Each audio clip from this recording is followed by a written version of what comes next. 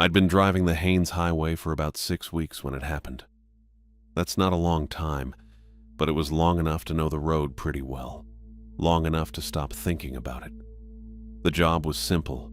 I hauled equipment and supplies up to a logging operation outside Haines, then drove the truck back empty or near empty, depending on what they needed moved. Round trips, mostly at night because the days were already getting short and the site ran early. I'd pick up a load, run it out along the Chilkat Valley, drop it, and come back. Repeat. The Haines Highway is not a complicated road. It's 2 lanes through a lot of dark trees with mountains on both sides, and the Chilkat River showing up occasionally on your left. You don't have to think much. That suited me fine. I should back up a little. I'm a fisherman. Was, mostly at that point. 11 years out of Kodiak on commercial boats. Halibut, black cod, some crab work when I could get it. I'm not great at explaining what that life is like to people who haven't done it, but the short version is that you spend a lot of time reading things. Water, weather, the way the sky looks at 4 in the morning when something's coming in from the southwest. You get used to paying attention to stuff that doesn't announce itself. That's probably the most useful thing I took off those boats. The bad season wasn't dramatic. No disaster, no injury. The fish just weren't where they were supposed to be, the quota numbers came in lower than projected, and 2 of the 3 boats I had contracts with didn't need my spot on the crew. 3rd boat was a maybe for spring. That was it. That's how it goes sometimes. I had some savings, not a lot, and a cousin in Haines I'd stayed with before. I figured I'd find something to bridge the gap until spring contracts opened up. The driving job came through a guy at the Fog Cutter Bar who knew someone at the logging company. I talked to a woman named Chelsea Lopez on the phone for about 10 minutes. She told me the pay and the schedule. I said yes. I was renting a room above the bar for $400 a month. The math worked. So that's where I was. 38 years old, temporarily a truck driver, living above a bar in Haines, Alaska, waiting for spring. Not a crisis, just a gap. The night it happened was a Wednesday, late October. I'd run a load of drill equipment up to the site that afternoon, and I was coming back empty, maybe 9:15 at night, dark already for hours. The heater in the cab worked fine, and I had the radio on low. Some AM station out of Juneau that kept cutting in and out. The road was dry, no ice yet, but cold enough that my breath showed when I'd stepped out to check the load straps before leaving the site. Normal night. Routine. I came around a long curve about 20 minutes south of the site and my headlights caught him. A man standing in the middle of the road, both arms up and moving. I hit the brakes and got the truck stopped about 40 feet out. My first thought was that someone had gone off the road. It happens, especially in the dark on that stretch. And then I saw the truck in the ditch on the right shoulder. Driver's door hanging wide open, interior light on, one wheel still up on the road edge at an angle. I recognized Dalton Haines before I was even fully stopped. I'd eaten lunch with the man probably a dozen times over 6 weeks. He was the site foreman, stocky guy, reddish-gray hair going thin on top. Always wore this beat-up high-visibility jacket that had seen better days. Hard to miss. What I noticed first before anything else was that he wasn't moving like a man who'd just gone into a ditch. He was waving both arms over his head, but his feet were planted and he was facing me dead on, like he'd been standing there waiting. His truck hadn't rolled or hit anything hard. It was just off the road, nose down in the ditch, no steam, no damage I could see from where I sat. I rolled my window down. Cold air came in fast. "Dalton," I said. He got to my door in about 4 steps. Up close, he looked bad. His eyes were too wide and his hands were shaking in a way that wasn't cold. I've seen people shake from cold. That's a different thing. This was something else. "We need to go," he said. "Right now. We need to go right now, Brody." I looked past him at the tree line, just dark. Alders and spruce, same as the last 40 miles. "Get in," I said. He was around the front of the truck and in the passenger seat before I had my window back up. He pulled the door shut hard and sat there breathing through his nose, eyes forward. I'd left the truck in gear with my foot on the brake. I didn't move yet. He was wearing his insulated vest, but no jacket. It was maybe 28 degrees outside. He'd been out there without a jacket. "Dalton, drive," he said. "Please." I drove. I kept it at a reasonable speed because the road didn't forgive much, and I didn't know yet what I was dealing with. Haynes sat rigid in the passenger seat, both hands on his knees, watching the road ahead and the tree line on his side. He didn't look at me. After about 2 minutes, he said, "Don't use the radio." "Okay," I said. I didn't ask why. I figured I'd hear why. I knew the Haines city limits were about 20 minutes out at the speed I was going. I held on to that number. 20 minutes was concrete.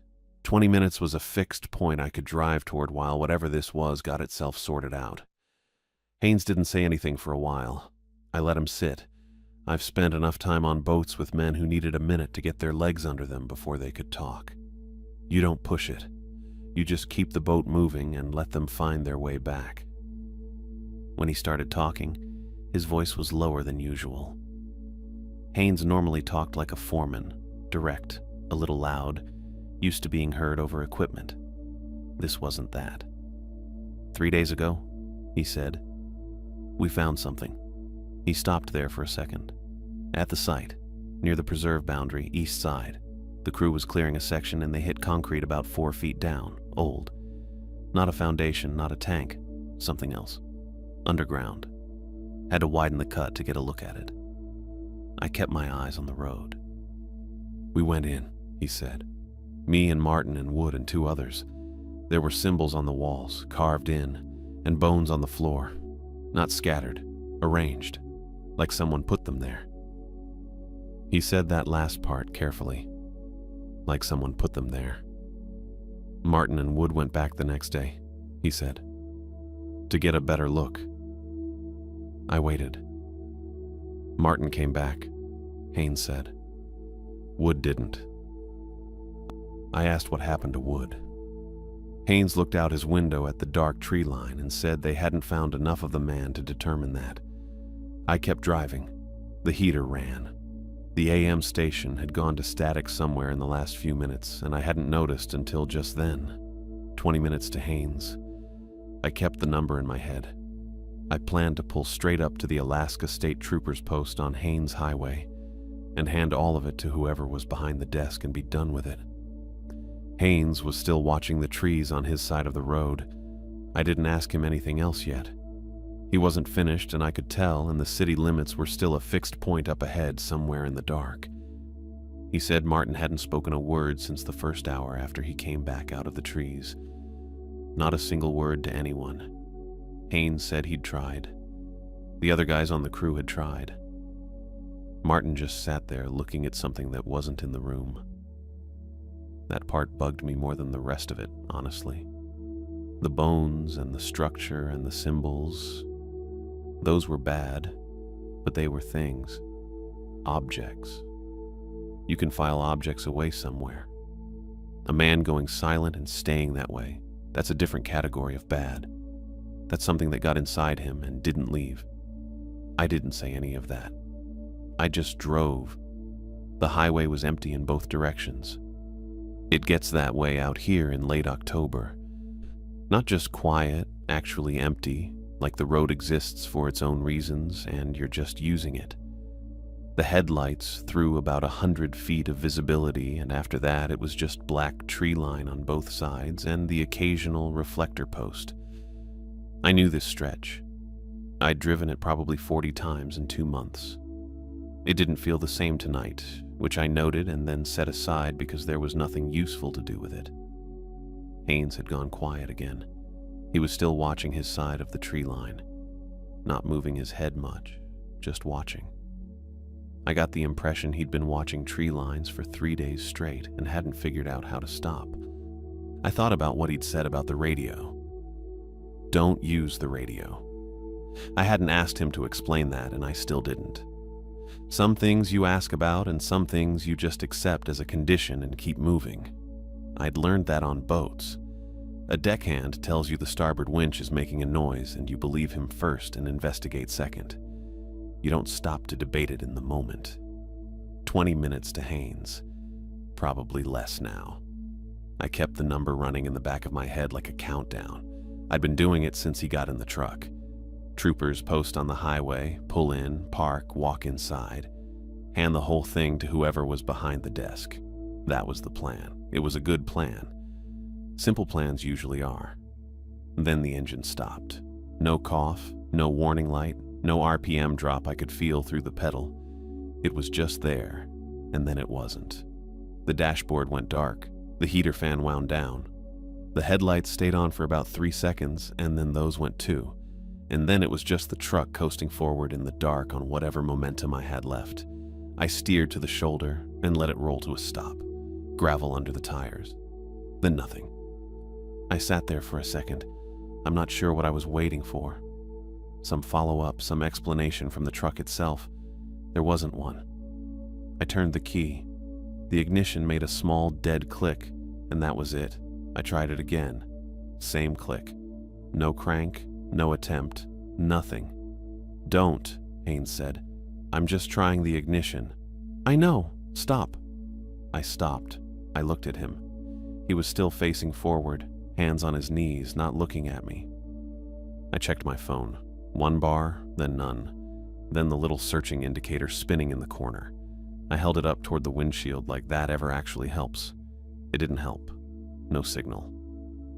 Okay. So, truck dead on the shoulder of the Haynes Highway at somewhere around 10 at night. No cell service. 20 minutes from town, by driving, which was now not an option. I did a quick inventory of what I had. The flashlight was in the door pocket on my side. A good one. A streamlight I'd had for years. There was a wool blanket behind the seat.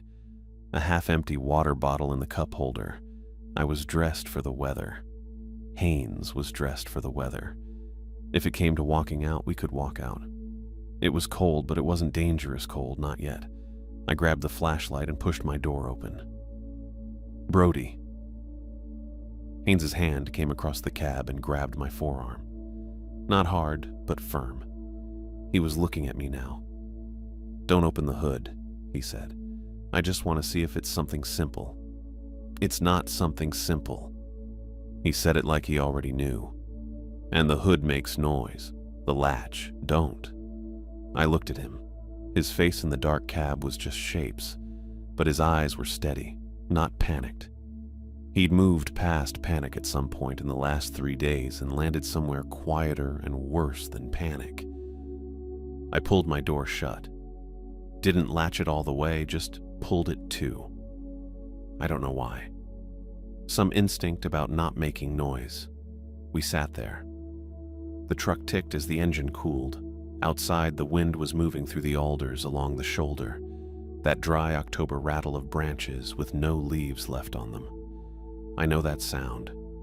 I'd heard it every night for 2 months driving this road. This wasn't that.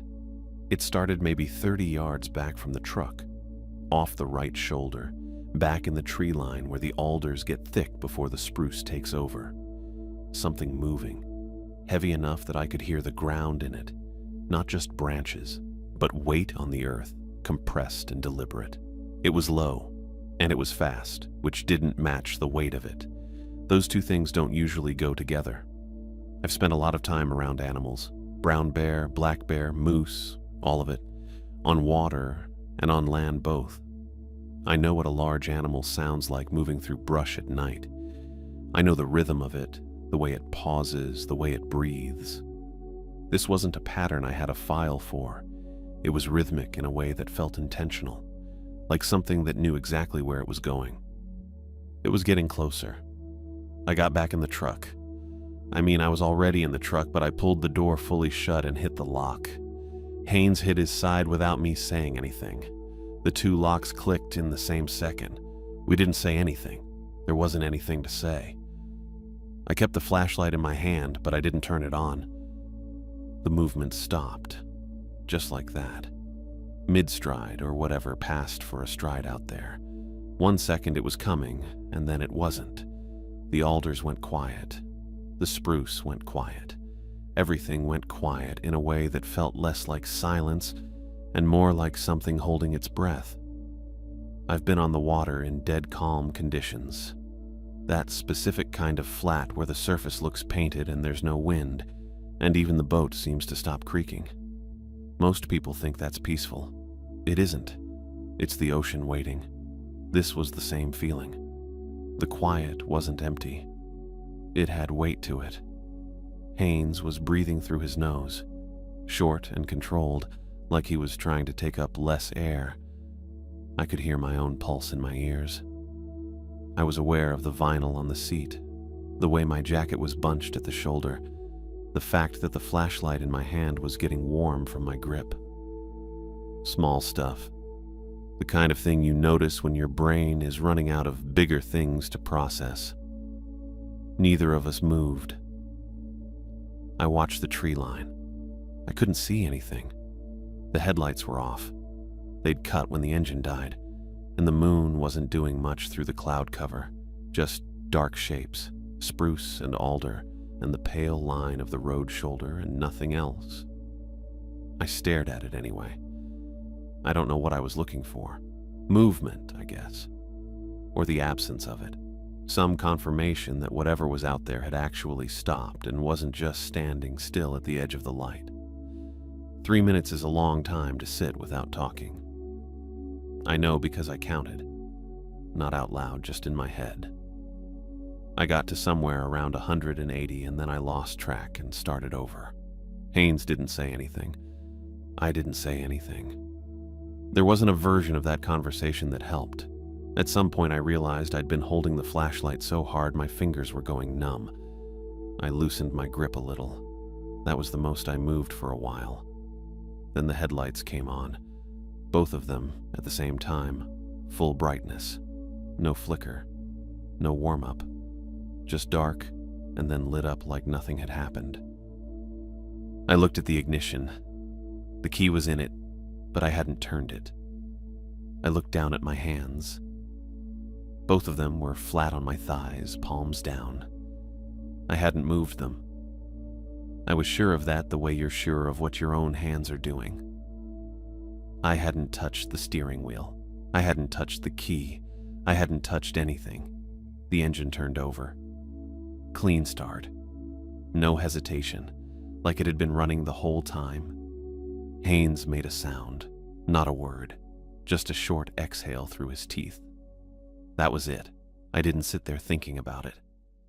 I put the truck in gear and I drove. I pushed it harder than I should have on that road. The Haynes Highway through the Chilkat Valley isn't a straight shot. There are curves and the shoulder drops off in places, and in late October, you can get ice on the pavement without any warning. I knew all of that. I drove fast anyway. I kept my eyes on the road and not on the mirrors and not on the tree line, and I didn't let myself think about what had just happened with the ignition. That was a problem for later. Right now the problem was distance, and I was solving it. Haynes didn't ask me to slow down. He had one hand braced on the dash and he was watching the road the same way I was. We didn't talk for the first 10 minutes. Then he said, "Don't use the radio." And I said, "I know." And that was the whole conversation. The Chilkat Valley opened up a little as we got closer to town. The mountains were still there on both sides, but the valley floor widened and the trees thinned, and I started seeing the occasional light from a structure set back off the road. A barn. A house with one window lit. Normal things. I kept driving. The ferry terminal is on the north end of Haynes, right where the road comes in off the highway. I saw the lights of town before I got there, just the low glow of it against the cloud cover, and I felt something in my chest ease about 2%. Not relief exactly, more like the difference between a situation that's completely out of control and one that's only mostly out of control. That's when the lights came on behind me, blue and red in the mirrors, and the short blast of a siren. State Trooper. I recognized the vehicle, that dark gray Ford with the yellow stripe. I pulled over immediately. Didn't hesitate. I put it in park, turned the engine off, and got out with both hands where he could see them. I didn't reach for anything. I just stood next to the truck with my hands up and waited. The trooper came up with a flashlight on me. Tall guy, solid, short, dark hair. He had the cold weather layer on over his uniform, and his hand wasn't on his weapon, but it wasn't far from it either. "Sir?" he said. "My name's Brody Hall," I said.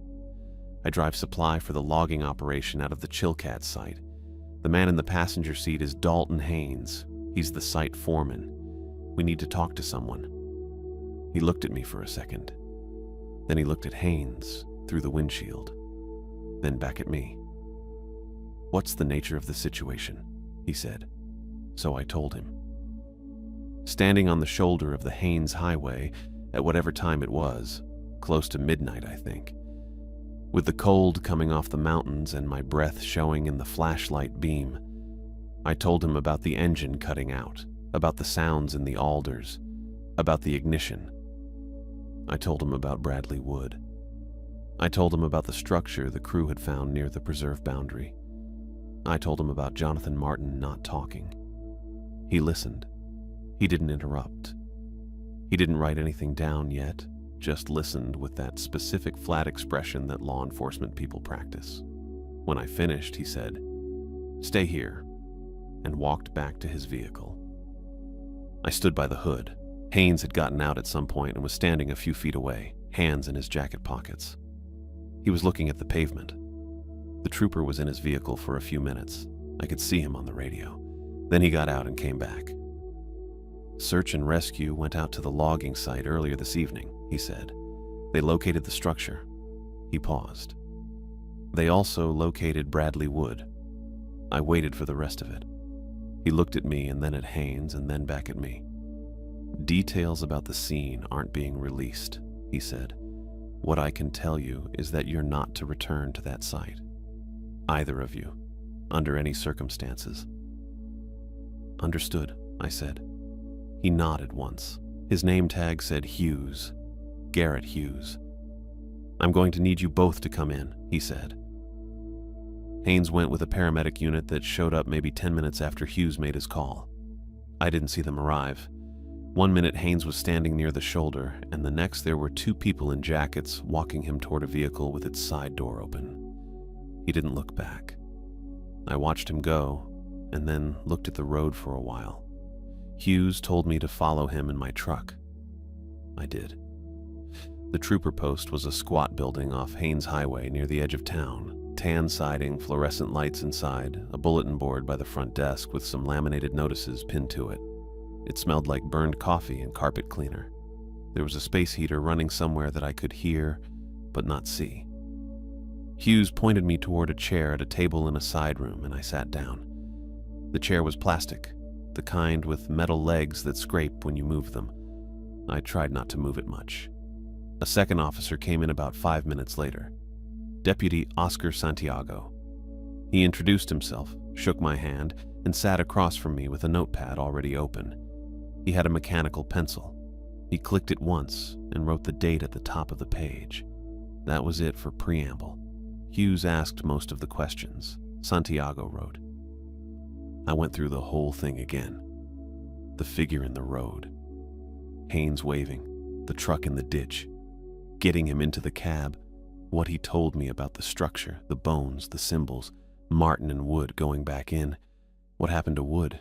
The engine cutting out, the sound in the alders, the 3 minutes sitting still with the doors locked, the headlights coming on, the engine turning over.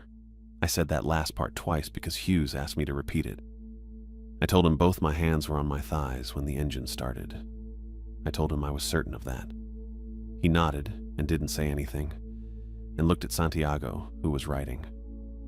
That was the part I kept expecting questions about. The headlights, the ignition, some version of, "Are you sure?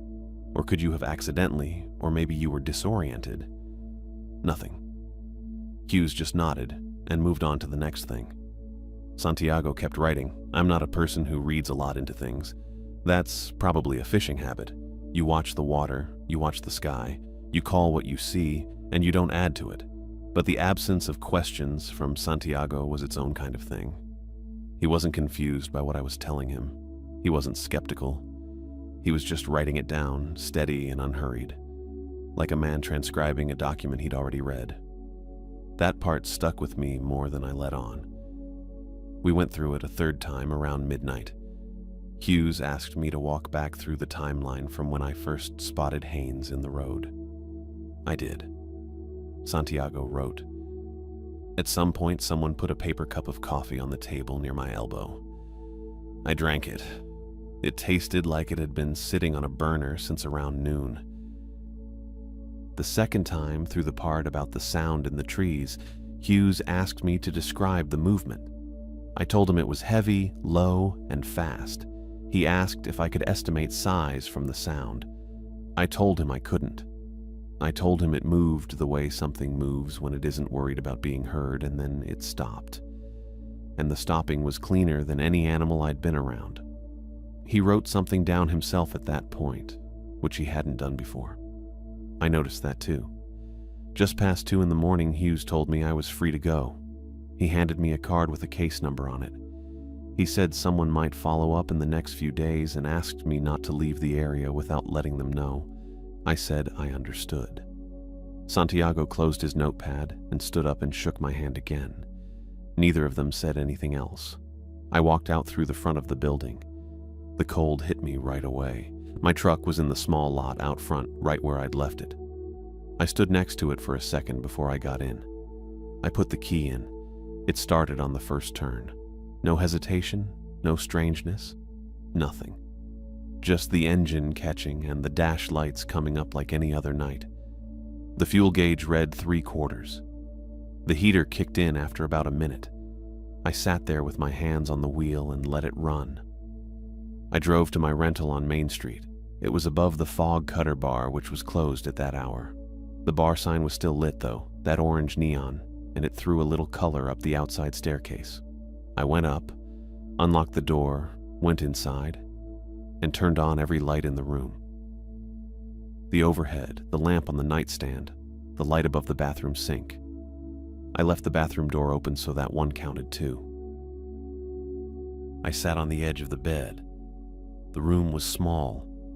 Wood-paneled walls, a window that looked out over Main Street, a dresser with a water ring on top from someone else's glass.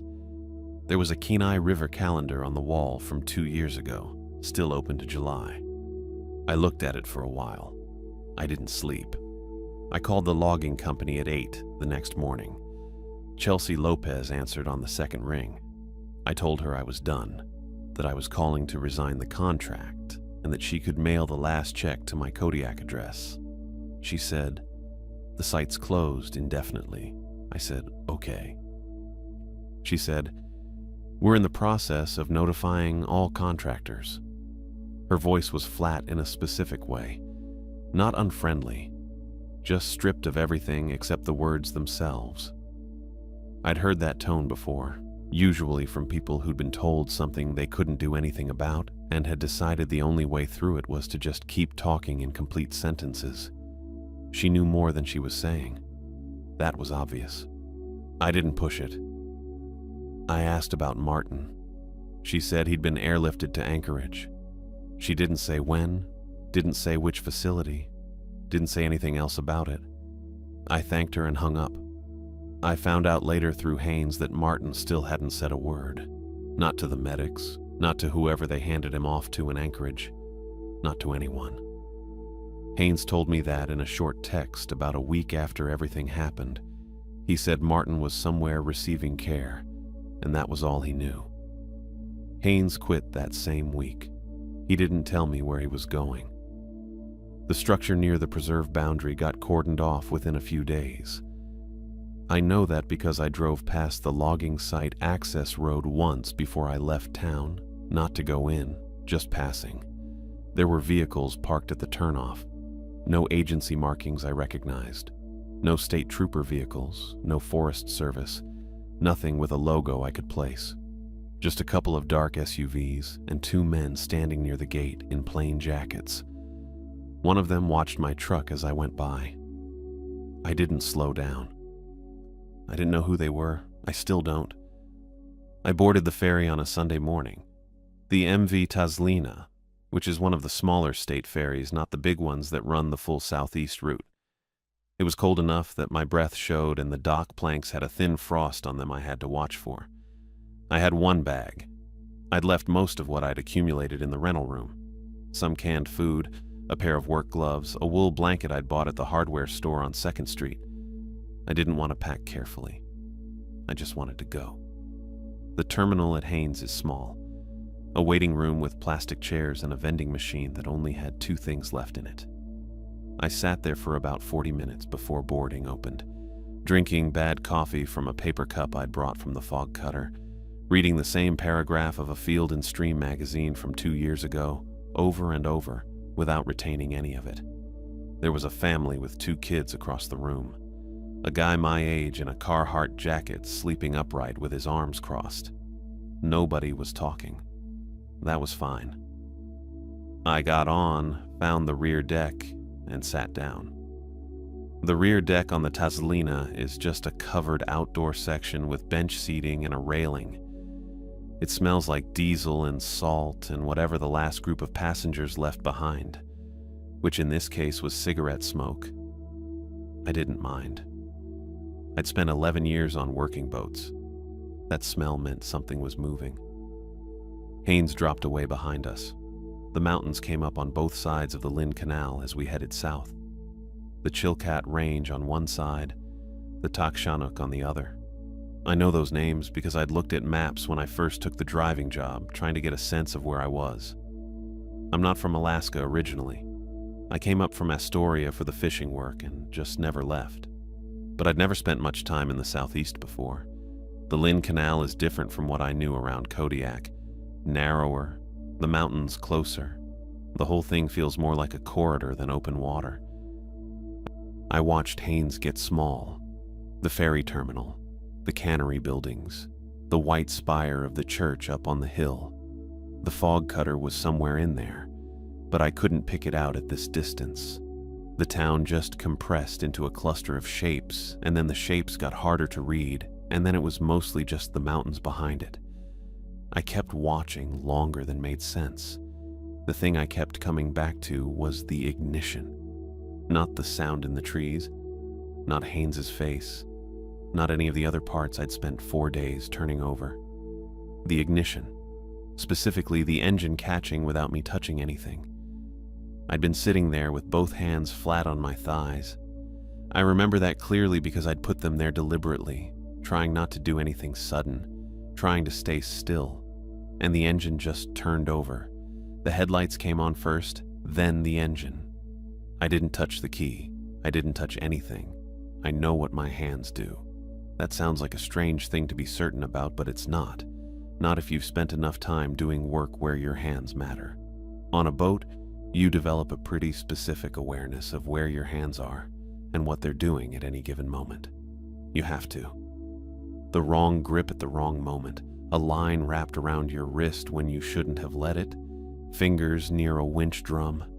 You learn to track that stuff without thinking about it. It becomes automatic. So when I say, I know my hands were on my thighs and not on the ignition, I'm not guessing. I'm not misremembering.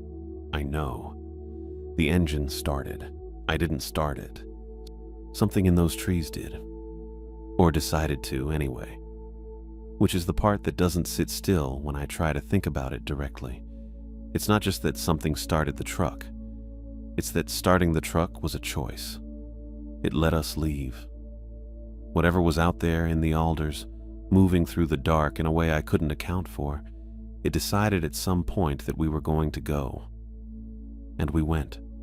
I've tried to come up with other explanations. Some kind of electrical fault that happened to resolve itself at exactly that moment. A coincidence of timing. I'm not a mechanic, but I drove that truck for 6 weeks without a single issue before or after, and the shop in Haynes checked it over after the trooper released it and found nothing wrong. Nothing. The guy at the shop shrugged and said, sometimes these things sort themselves out. I didn't push it. The mountains behind Haynes were still visible, but they'd gone pale. Just a line of white and gray at the horizon, the peaks losing definition against the sky. The Lynn Canal spread out around the ferry on both sides, flat and dark, the color of old pewter. There were a few whitecaps further out where the wind was working the water. Not rough, just alive. I thought about why. I couldn't help it. I'd been trying not to think about why for 4 days and it hadn't worked, so I just let myself sit with it for a while. Why let us leave? Why that moment? Why us? Why not earlier or later, or not at all? I didn't have anything. I don't have anything now. There's no answer I can construct that holds together, because I don't know what was out there. And without knowing that, I can't know anything about what it wanted or didn't want, or whether those are even the right words for it. Wanted. Decided. I'm using human words for something I have no framework for. That's the part I'll carry, I think.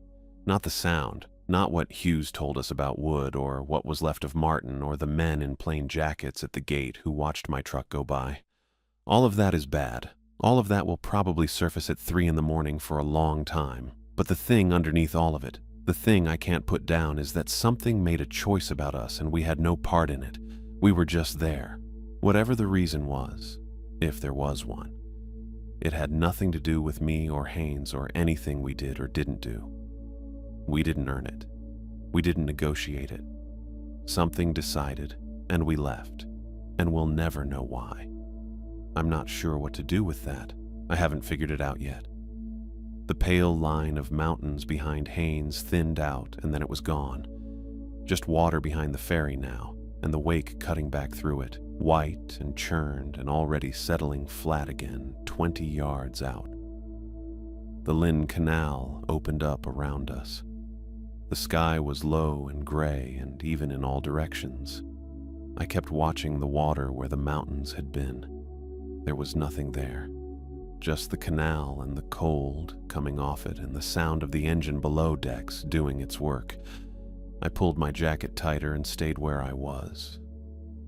The ferry had a small, covered section near the stern, a bench bolted to the wall under an overhang with a heater mounted above it that worked about 60% of the time. I'd been out on the open deck long enough that my hands were stiff, so I moved in there for a while. The heater was doing its thing. I sat with my elbows on my knees and stared at the deck plating. There was a family a few rows up, 2 kids, a woman in a red parka, a man who kept checking his phone even though there was no signal out here. I watched them for a minute. The older kid was drawing something in a small notebook. The younger one was asleep across the bench with her head in the woman's lap. Normal stuff. I looked away. I'd been turning the same thing over since the highway, and I was tired of it. But I couldn't stop. That's the honest version. It wasn't like I was choosing to sit with it. It just kept coming back around. The same specific moment, every time. The headlights. The engine. My hands on my thighs. I know what my hands were doing because I was watching them. I'd pressed them flat on purpose, like keeping still was going to help anything. And then the truck just started. No key, no ignition. Nothing from me. It started and the lights came on and we drove to Haynes, and that was it. I've spent 11 years on boats. You learn pretty fast what you can trust and what you can't.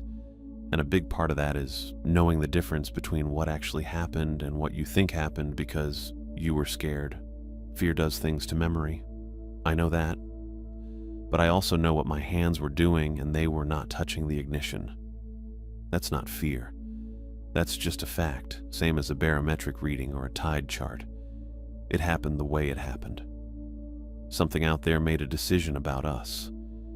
That's the part I can't put down. Not the sound in the alders. I've heard things in the dark that I couldn't explain and moved on from them.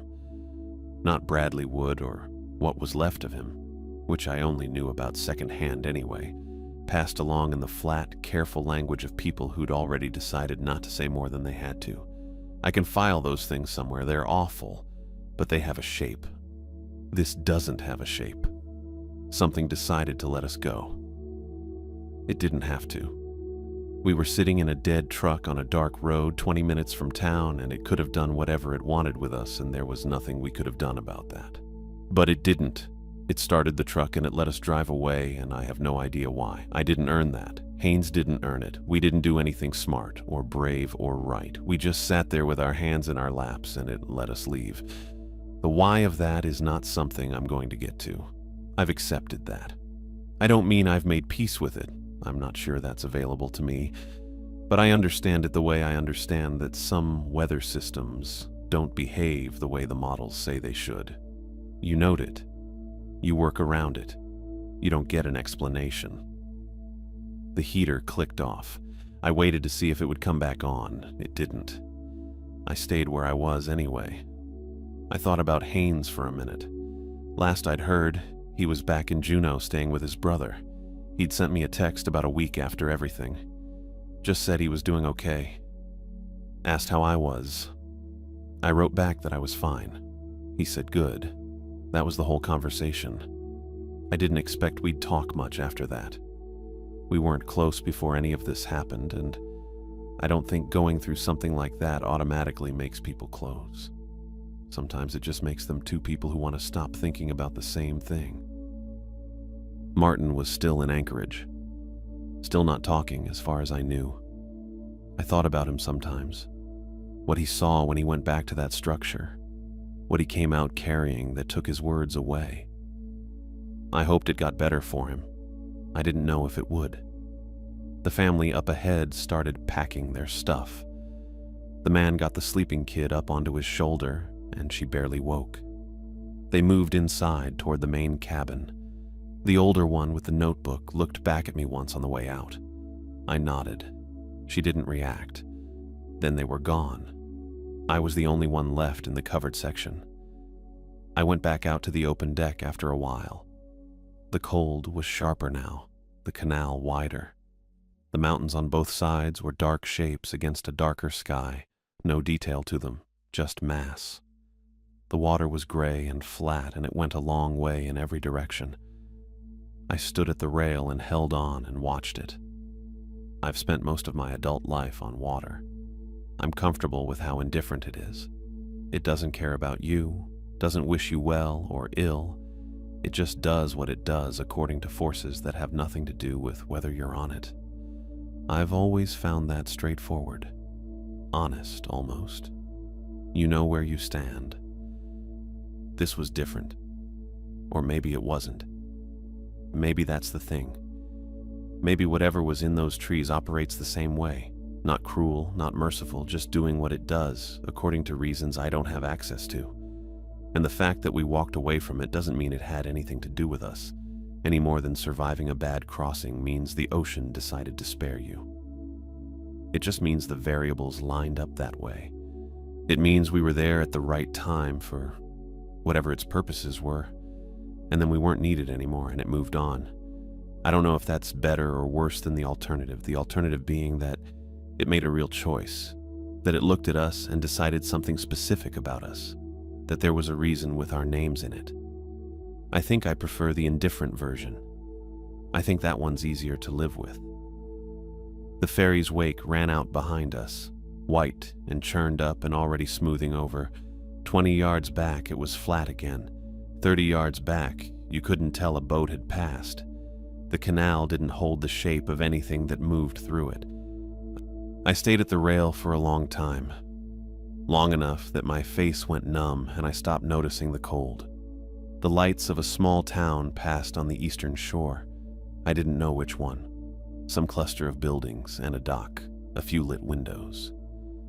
Gone in a couple minutes. I wasn't going back to Haynes, I knew that. I'd figure out the next thing when I got to Juneau.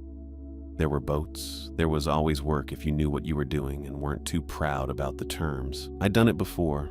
I'd find a crew or I'd find a contract and I'd get back on the water, and after a while the days would fill up with the right kinds of problems, the ones with answers. I was okay with that. That was enough. The Lynn Canal stretched out ahead of the boat, wide and dark and going south. I kept my hands on the rail and watched it come.